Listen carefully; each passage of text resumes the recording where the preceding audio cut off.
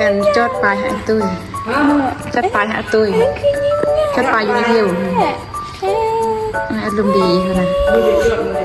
มีแต่เองยิ่งไงโทรประท่านอีพอเข้าไปนานแล้วมึงจะเข้าไปแล้ว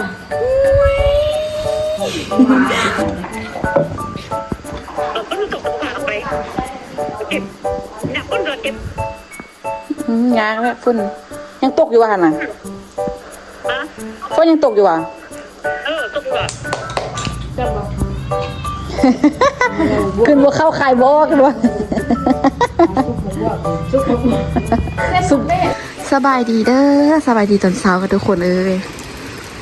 ให้บรรยากาศตอนเช้าให้เบิ่งเนาะเพราะว่าบ่ได้ออกไปใส่ทุกคนฝนกระตกแดดแล้วก็เป็นเมลูกอ่อนแดดเนาะฝนตกตั้งแต่เมื่อคืนนี้ทุกคนเมื่อวานนี้ก็ตกมือเนาะเสาร์ว่างประมาณ12 โมงแหละ12 โมงตอนเที่ยงตอนบ่ายแหละแล้วก็มื้อนี้เนาะตกมาเต็มเมื่อคืนนี้พุ่นนะตกมาประมาณน่าจะเกือบเที่ยงคืนบ่เพราะว่ามีนานอนกะตอนมีนานอนกะ5 ทุ่มละ4-5 ทุ่มละเพราะว่าลูกสาวบ่ยอมนอนทุกคนเนาะสาวบ่ยอมนอนนี่ก็เริ่มตกมาเนาะจนฮอดตอนนี้กะ11 โมง11 โมงแล้วก็ยังฝนทันเสาเลยนี่ทำอิดว่าสิได้ขึ้นเมืองเวียงทุกคนเนาะว่าสิได้ขึ้นเมืองนครหลวงเพราะว่าไปตู้มีน่ะป่วยแฮงเนาะเพิ่นบ่สบายแฮงอะนะก็เลยว่าได้เอามานครหลวงทุกคนเนาะจากหลวงพระบางนั่งรถไฟมานครหลวงพี่แต่ว่าบ่ได้ไปลมกันเมื่อวานนี้เนาะว่าทำอิดว่าสิขึ้นไปแต่ว่ามันยากทุกคนเนาะยากที่แบบว่าต้นตันก็แบบขับรถบ่ค่อยเก่งเลยค่ะแบบไปในเมืองขนาดแล้วก็ยากกับลูกขนาดแบบเวลาไปห้องหม้อมันก็แบบวุ่นวายนิดนึงทุกคนเนาะคนจะตกใจหน้าเลยก็คือยังบ่ทันได้ล้างหน้าอาบน้ำพอแล้วน้ำล้างหน้าเธอเนาะเอาลูกก็อาบน้ำให้เม็ดพลอยเมื่อกี้นี่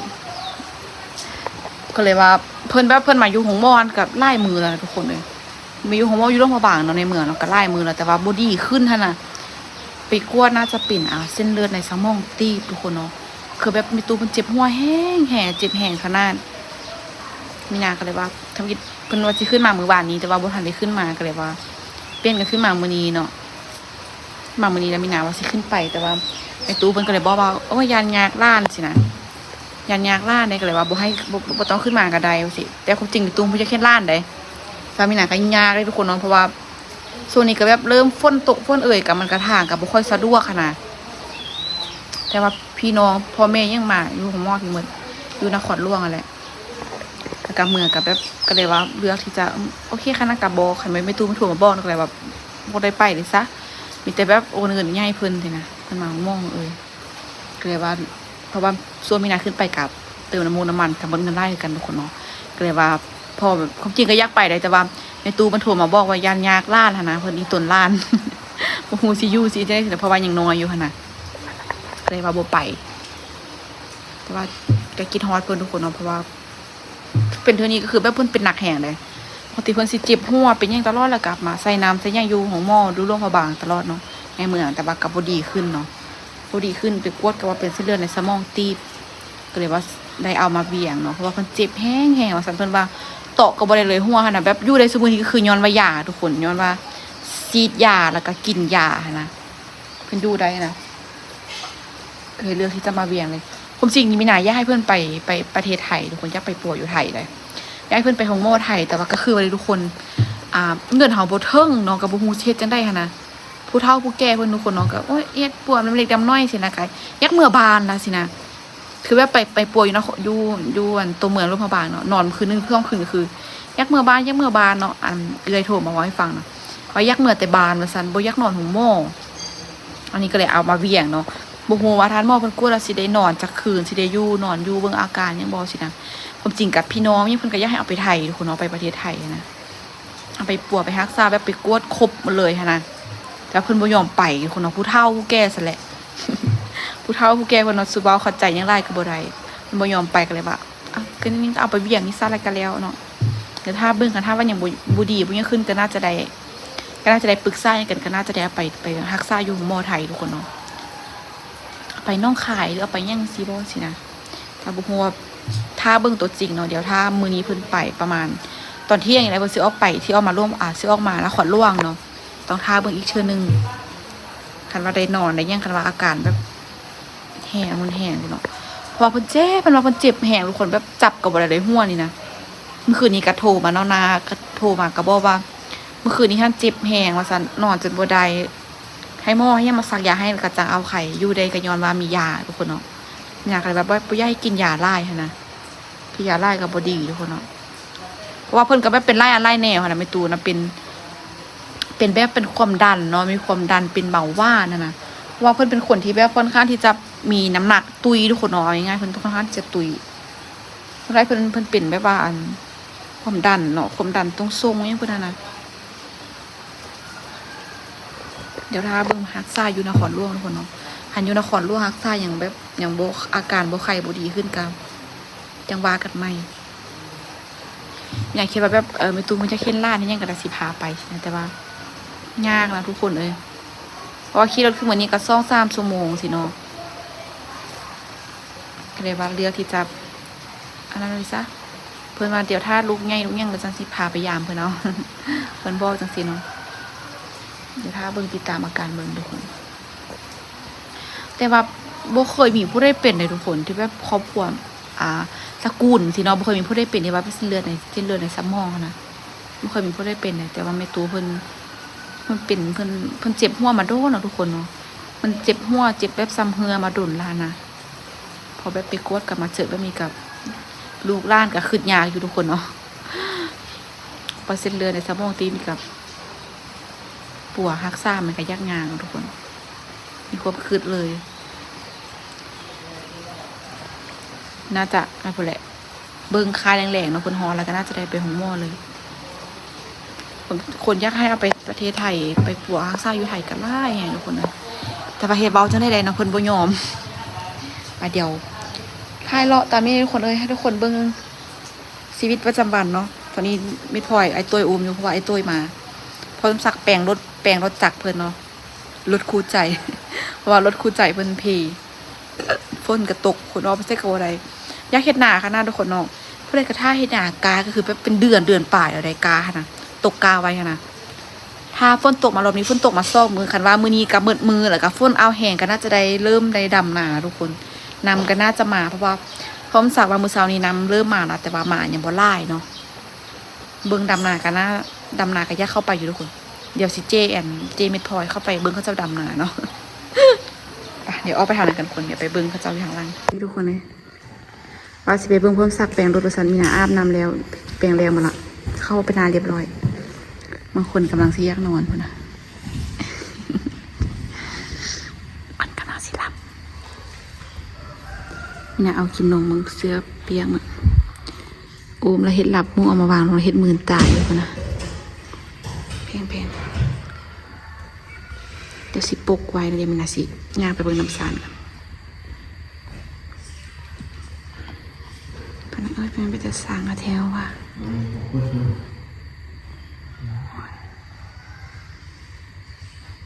อยากไปว่าเป็นยังไง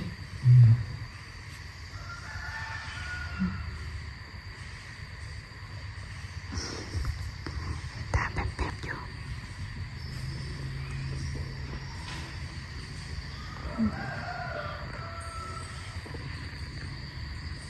ท่านอนประจำตัว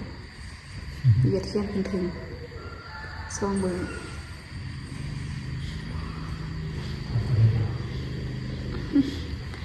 สร้างได้ไหมทุกคนเลยอ้วนขึ้นสร้างเมื่อวานเมื่อคืนนี้5 โลซองทุกคนเอาคือบนนอนดูคือบนรับตานี่เป็นพลอยตื่นเช้าทุกคนปกติเพิ่นตื่น9 โมง8 9 โมงมื้อนี้ตื่น7 โมงโอ้นี่ตื่นจากโมงบอกนี่ลูกตื่นเช้าโอ้แม่นว่ะบอกนี่ตื่นเช้าอ่ะตื่นเช้าแล้วอยากนอนไวบอกสิรับปะ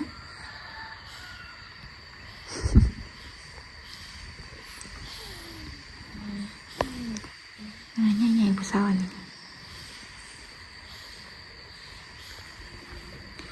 ล่าสุดบ่มีคอละ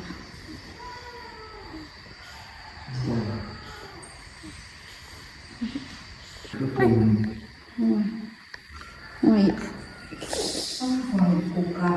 ยอมนอนปุ่นอ่ะ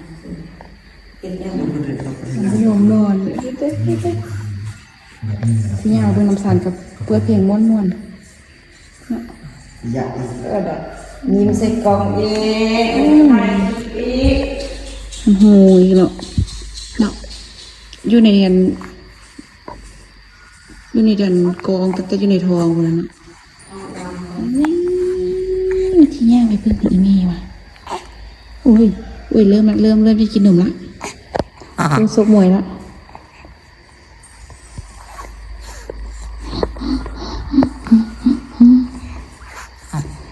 1 เดือนกับ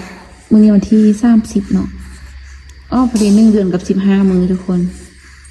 เดือนครึ่งแล้วเดือนหนึงกับ15 มื้อแล้วเนาะวันที่15 เดือนหน้ากันแม่นแล้วที่15 เดือนหน้าก็ได้2 เดือนแล้วไหวลิซาเปลี่ยนค่ะทุกคนเลยทางนี้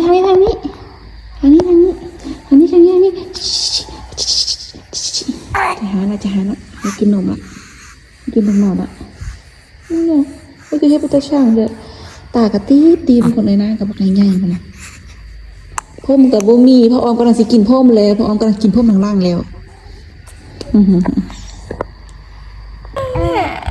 ยิ้มงามเลยยิ้ม ไปอันจอดปลายหาตุ้ยจอดปลายหาตุ้ย คือยิ้มงาม จอดปลายอยู่ในเที่ยวอารมณ์ดีเขานะไม่ดี ว้ายแต่เองยิ้มงามเนี่ย โทรมาท่าอีพ่อเข้าไปนานแล้วมั้งเข้าไปแล้ว คุณยิ้มบักแห้งๆน้องกิน นายมันจะสางคน นี่อันนี้หว่านังยิ้มเองยังเบาอ่ะนี่จะเป็นตดกระ วิ่งแล้วตดออกยังไง ดังกระปึ้งเนอะยังเบาอ่ะยิ้มก็งามเนอะเห็นกอง อีกแล้วเห็นกองเดินสาวแล้วหยุดดีกว่า ตาเลือกซะอีก อีเมย์จะมันถ่ายไล่เดี๋ยวแต่มันถ่ายดุอ่ะจริงเนาะอีเมย์จะมันถ่ายดุมามันนี่มันนุ่งชุดงามวะนั่นน่ะ ให้ยิ้มงามเลยเนาะยิ้มให้เบิ่งเลย สุนัขสาวซื้อมาให้ตอนเพิ่นมาทุกคน ยิ้มให้เบิ่งเลยยิ้มให้เบิ่งเลย เพราะมันจะได้ขึ้นไป5 ในตูฉันบ่ได้ไปฉัน ยิ้ม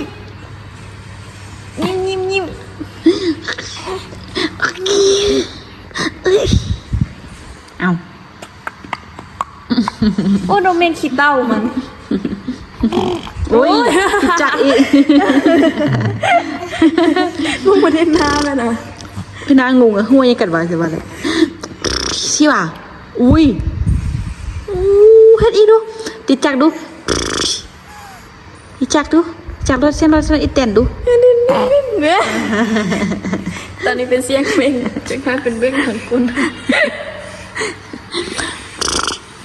อุ้ยเส้นอีเต้นน่ะยังมันอีเต้น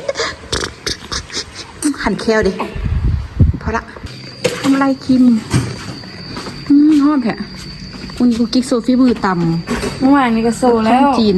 ตำข้าวปุ้นวันนี้ตำมักตองมาแอมหน้ากับตะลอดนะบ่ไปตำไปคุยมาตำอยู่นี่อีกนะตำแล้วก็กินตัวหน้าอีกนะ เขาก็คือมีน้ำทำไร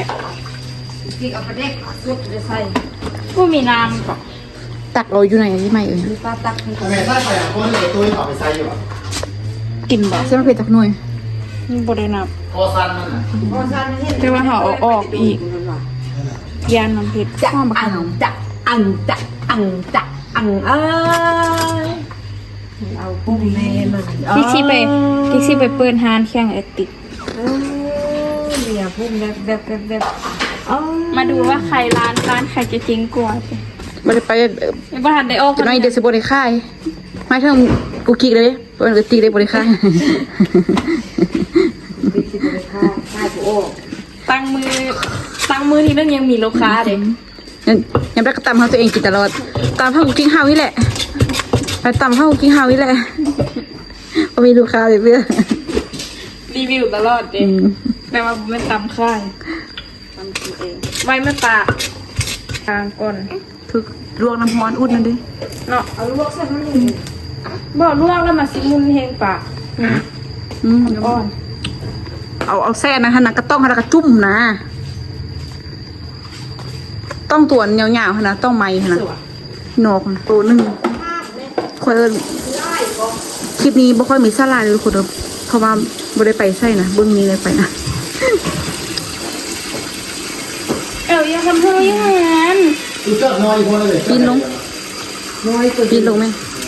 จักก็ได้ทำมันมุนรถทำมันอันนี้ มีน้อยเดียว ถ้ามันคาดแล้วนะป้าโลนึงได้นะ ปั่นเดมีนาที่สกินได้ ปลาแดกมัน5-6 เดือนบอก ว่า กินปลาแดกนะ ไปหน่อยกินได้ละ กินแรกเป็นงวกินแต่ตอนออกกำบุนะ รัก อด เสื้อ อดบ่ได้ รักเสื้อน้อยนึงตลอด เปล่าซื้อเปล่าซื้อซับลวกแล้วกันได้แล้ว เลิกกิน เอาเดี๋ยวห่อก็ไม่ได้ครับ ตำให้มันมีน้ำสดเลยนะไม่ได้คนเลยเองคนบ่ยอมนอนคนนะโอ้ยโอ้ยโอ้ยโอ้ยนี่บ่ยอมนอนตัวกินนั้นตัวกินแต่นมมูกินนมมูแล้วบ่ยอมนอนใส่ผักอย่างนี้นะวะยองบัววะเอาเป็นไส้อีกนะ โอ้ยติ๊กตับอย่างใส่หัวยอดมักสู่ยอดบักบวบมันเข้าบุไส้ยอดแล้วมันราคาแพงอันเดียวก็ไส้แล้วนะเนาะคำฮูเนาะ เอ้ยนี่จูบกินแต่อันนี้ ชำฮูเนาะอันเดียวจะใจแล้วนะเนาะ นั่นแหละ แม่โทรมาทุกคนกำลังอยู่ท่านี้รถไฟเอาคืออะไรเนี่ย ดูคิดว่าสิไล่ปะเนี่ยมึงไหม หาสามคน มันเป็นอะไรนะ ฉันเลื่อนในสะพองติด ไม่ตัว ที่มันบ่เฮ็ดเนี่ยทุกคนแม่กำลังกินข้าวกำลังทาขึ้นท่านี้ทุกคนบ่ยังบ่ได้ถ่ายนูกถ่ายหน้ายังเถื่อกาได้เดือนปลายแล้ว ก็เป็นกินเลยขอบคุณนะ นี่ก็ได้เดินไปเลย นำคันตกเบิดมือมื้อนี้ฝนแห้งใครอันนี้น้ำเศร้าละฝน ซี่ก็เป็นอย่างนี้ ใส่ไปได้ละสก แรกมันบอกคน คือสิจางเลย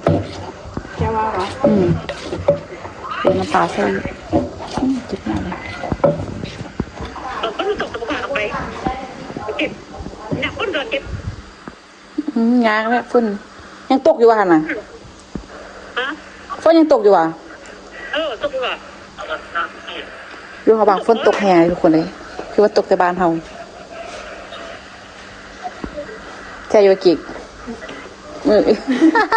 เห็นเจ้าแล้วอ่ะ เอานี่เสื้ออ่ะ ใส่น้ำปลาอะไรใส่รถ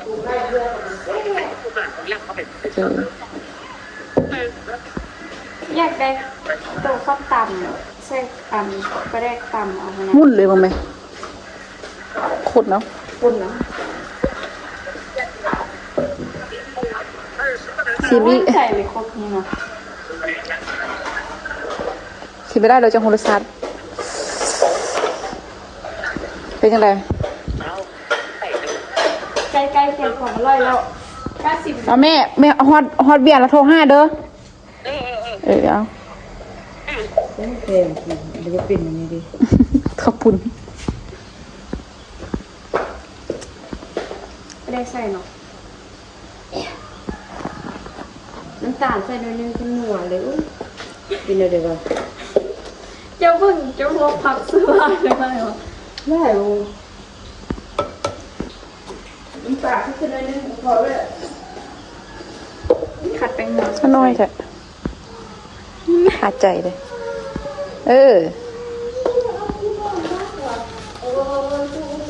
แม่กำลังสิออกมาทุกคนกำลังอยู่สถานีรถไฟตรงนี้รถไฟออกน่าจะประมาณ12:30นาที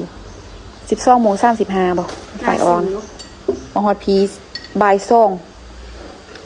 เอาได้ซิมเทก็ทีบ่าย2ครึ่งทุกคนเนาะบ่าย2:30ปลาย ยังบ่ได้ฝุ่น เดี๋ยวจะให้แม่โทรหาใหม่บ่ว่าสิได้นอนจะคืนทุกคนเนาะอยากเฮ็ดนาล้านว่าซั่นยางบ่มีผู้ขับรถขับล่างเลยคนต้นตาลบ่เก่งเนาะตักรถแห้งซิมแห้งปรุงแห้งมึงไปทางไม้แห้งบ่แซ่บน่ะ อ่ะ แห้งซิมแห้งปรุงแห้งไปทางไม้โอ้ยมันซิมแล้ว แซ่บแล้วอยากได้ปลาแดกสักกี่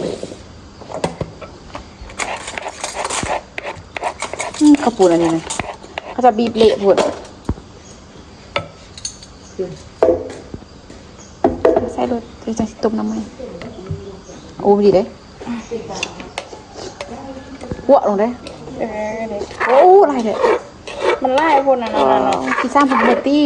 กินจ้อยบ่พี่ซีก่อนจะหมดก่อนนี่นะ เปิดรับสมัครอยู่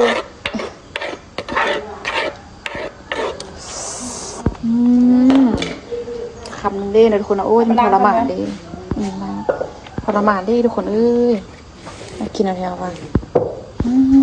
พอนะอยากกินกับบ่ได้กินห้ามเตะดังง่อยๆ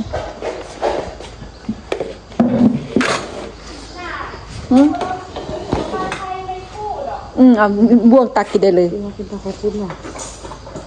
กิ๊กเอามาแล้วเดี๋ยวมามันแล้ว กิ๊กเอามาหมดแล้วกิ๊กตับกระปุง ปุ่งเลยกันให้เดี๋ยวมึงนอนไม่ปุ่งเลยดูหน้าดูตาไม่มาทำสัน ตำมะกองแซ่บก้อน ตามเส้นงอกที่ไข่ตามเส้นได้ไข่ ตับแพ้ละจะนอนกันเห็นแล้วค่ะ หน้าตาจะแย่ แต่ก็รสชาติก็แย่เหมือนกัน ที่ผู้ที่น้องที่มาเอาทาง ลมกิบพี่เนี่ยฝนตกลมกิบพี่เนี่ยสวย ตัวดูมีทางทั่ว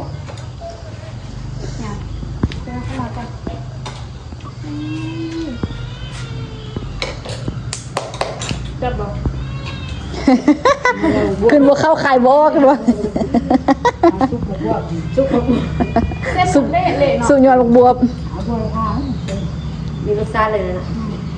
จ้าเวงว่าลิเอาปลาแดกซื้ออีก ตามข้าวปุ้นนี่ต้องเฮ็ดตอนอันใส่เครื่องได้หลายแต่ข้าวปุ้นน่ะ เนี่ยคือว่าน้อยเดียว โลนึงเนาะ เบิ่งปลาทั้งลวกผักกันน่าจะโหลนึงขับปุ้นกับโหลนึง เอาทั่วเลยเอาบักกอบคือบ่เอิ้นมัน อยากมัน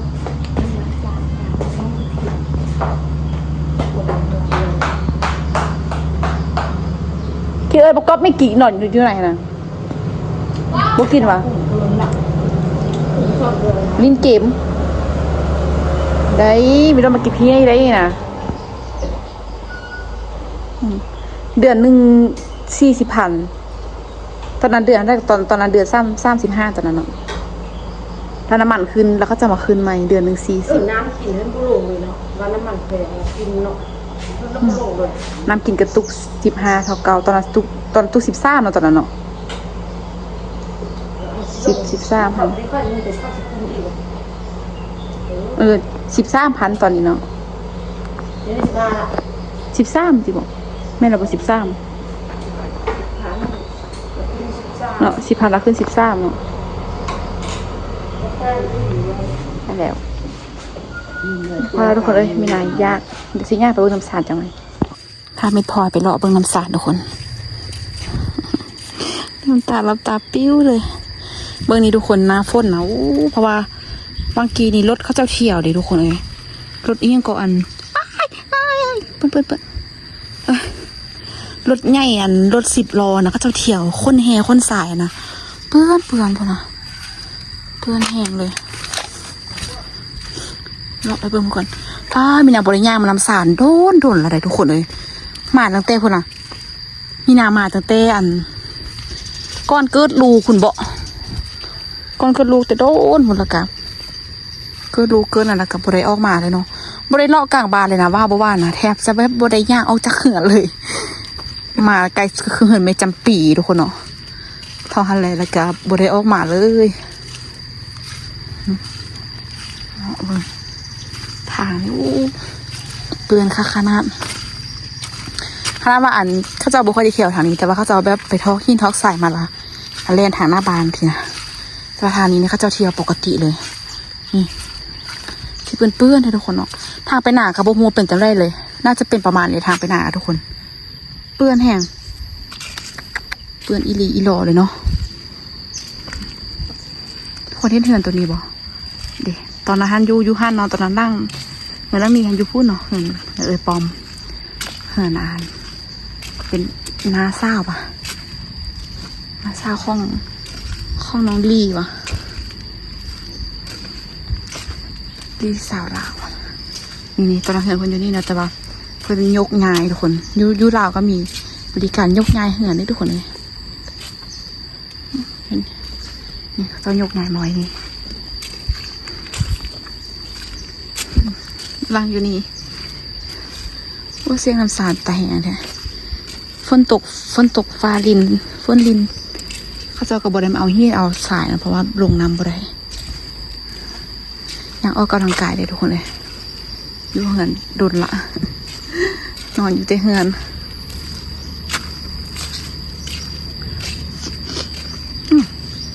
เชี่ยเอาจกทรายอยู่คุณบอลนะนี่เชี่ยรถอู้ทุกคนเบิ่งน้ำสาดนะโอ้ my god กู้กระทือบานั้นได้ทุกคนถือว่าขึ้นไล่ได้นะเพราะตอนนั้นอยู่พูดน้อยๆหนึ่งอันนี้มันตกมาซ่อมือเนาะซ่อมือตอนดึกตอนนั้นครับนะท่วมเลยมือนั้นเขาจะยังพากันมากินอันนั้นอยู่นี่อยู่แล้วกินเบียร์กินข้าวกินนั้นอยู่นี่อยู่ปาดเบิ่งทุกคนเบิ่งนำซี่คุ้นขนาดคาดว่าสิได้เฮ็ดหนาพี่แต่ทุกคนนำจะมาฮอดถึงพี่จังได้เฮ็ดหนานะไม่เลยนำต้องขึ้นมาถึงพี่จังได้เฮ็ดหนาเนาะเพราะว่าสุดแล้วที่น้ำท่วมบ้านนั้นทุกคนทงน้ำท่วมพูไปถึงพุ่นหม้อเลยเนาะน้ำจะแบบมาจุตะลิ่งพี่เลยจุขึ้นมาถึงพี่เลยปีกายเนาะปีนี้แบบฝนซาขนาดฝนซาแล้วก็ไผ่กับของเฮ็ดหนาเนาะค่ะถ้าว่าแบบบ่มีน้ำห้วยน้ำอันนั้นหม้อหนากับบ่ได้เฮ็ดหนาทุกคนเนาะคือจังแบบพวกมีนาพวกไม่จำปีสีต้องแบบได้ท่าน้ำเมืองค่ะนะต้องได้ท่าน้ำสารขึ้นมาเนาะแล้วเขาจังได้เฮ็ดสินะค่ะว่าน้ำเมืองน้ำสารมันบ่ขึ้นไปฮอนเมืองกะบ่ได้เฮ็ดนาเลยทุกคนเนาะยังพากันอุกใจอยู่เพราะว่ากาก็ได้เดือนปลายแล้วนะ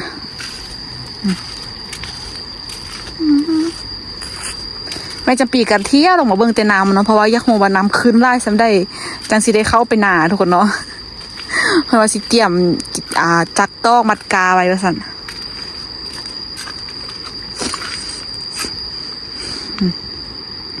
ป้าไปแต่ยาได้ทุกคนน้ำสารนี่ค่ะว่ามันเวลาที่แบบน้ำมันขึ้นน้ำมันแห้งเนาะเป็นจังซี่ได้แต่ว่าเลิกได้ทุกคนนี่นะบักเลิกได้แล้วก็บ่นี้แหละบ่นั้นมันเป็นตายานะเด้บ่เป็นซุ้มไผ่นะเพราะว่าเขาจะขุดคุ้มเด้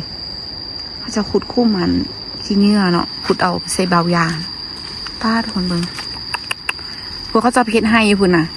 ได้พุ่นได้เอาเหือข้ามไปทางนั้นแล้วก็อีกอย่างทุกคนเนาะสมมุติน้ำขึ้นจังซี่อีกแล้วก็ว่างเมื่อกี้นี้เขาจะมาจกแห่จกสายอยู่นี่นะน้ำก็แห้งเลิกลงไปได้ทุกคนน้ำสาดมันเลิกลงไปพุ่นแหละเขาจะจกแค่นั้นนะมันก็เลิกมันก็แย่งลงไปเลยละกับแทบจะบ่มีบ่อนที่เห่าจะอันนั้นนะทุกคนบ่มีบ่อนที่เห่าอันชีดำปูดำป่าแล้วโอ้บางทีเงี้ยพุ่นนะกลางไม้เนาะบางที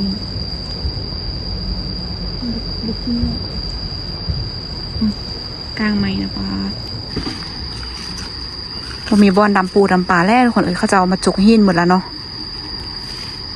ส่วนแบบส่วนน้ำไร่น้ำยังมาส่วนหินมาสิท่วมอีกะคือสิโดนพลาดหมดนะเบิ่งไม้เบิ่งงามแต่ว่ายังบริเซียน้ำคลองทุกคนเนาะน้ำคลองยามนี้ก็สิคุ้นประมาณนี้เลยน้ำคลองอยู่บ้านมีนานะโอเคง่ายทุกคนเนาะเบาเสร็จตั้งแต่เมื่อมีนายืนฮอดพูนหมดเลยแห้งน้ำขึ้นหนึ่งสิเนาะฝนตกลินหนึ่งสินะอยู่บ้านแม่โทรมาไปฝนยังบ่เศร้าปะนี่โอ้เบิ่งคนนะ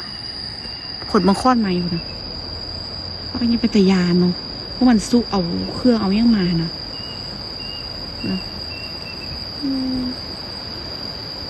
สาธุได้ไหมเนี่ยเป็นข้อนไม้อะไรนะปานตัวงูทุกคน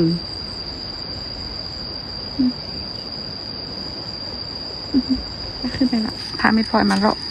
เอาแดดเอาลมเนาะเดี๋ยวสิเป็นไข้ เราที่ทางให้เนาะกับบค่อยอันนั้นไปได้ละกวงออกทุกคนเนาะกวงแห้งช่วงนี้ก็ฮ้อนหอนอากาศนะทุกคนเลยอาบน้ำสระผมเรียบร้อยทุกคนแต่ว่าเบื้องหน้า หน้าอย่างแบบอย่างนั้นคือเก่าเลยเนาะอาบน้ำก็อาบน้ำล้างหน้าซื่อๆทุกคนเบิ่งไม่ถอยรับดีๆพุ่นนะรับดีขนาดเพราะว่าเกล้แล้วเพิ่นรับดีๆพอวางลงแล้วแบบเกรียมรถนะไปเดี๋ยวสิพางานมาถึงแล้วทุกคนฝนเสาแล้วกันเริ่มฟ้าเริ่มแจ้งได้น้ำออกคือสิบ่ได้เฮ็ดหนาทุกคนเลยน้ำคือสิบ่เข้าตรงนี้ไม่อยู่หันกับเดี๋ยวสิยากกินต่ำน้ำข้าวเจ้าเนาะขันตาห้อมหมาง้อยกินยังกับบดได้นี่นะสิไปต้มข้าวเปียกกินออกไปนี่ต้มข้าวเปียกกินข้าวสวยไม่ทุกคนชั่วโมงนี้ก็กินแต่แบบกินเดิมๆมันก็เริ่มกินหั่นกินนี่น้อยหนึ่งทุกคนโอ้ยเกือบล้มถ้าเขาน่าจะลุกเริ่มกลับกันค่ะไงคอยได้มาเลาะสิทุกคนเนาะคิดว่าสิได้ไปดำนาเขาสิได้จี้เม็ดพลอยไปเมืองเขาเจ้าดำนาบ่เอาสันคนเสาร์ปุ๊บล่ะแต่ว่าเสาร์กับสิได้ไปกรีดยางทุกคนเนาะสิได้เริ่มกรีดยางเพราะว่า5 กระดาษยาง2-3 มีดฝนมันลินเด้แต่ว่ามันก็บ่มั่นใจเนาะเลียดจังซี่แล้วก็แรงๆมาแล้วก็ตกมาลาดยางแล้วก็เสาไปทุกคนเดี๋ยวสิ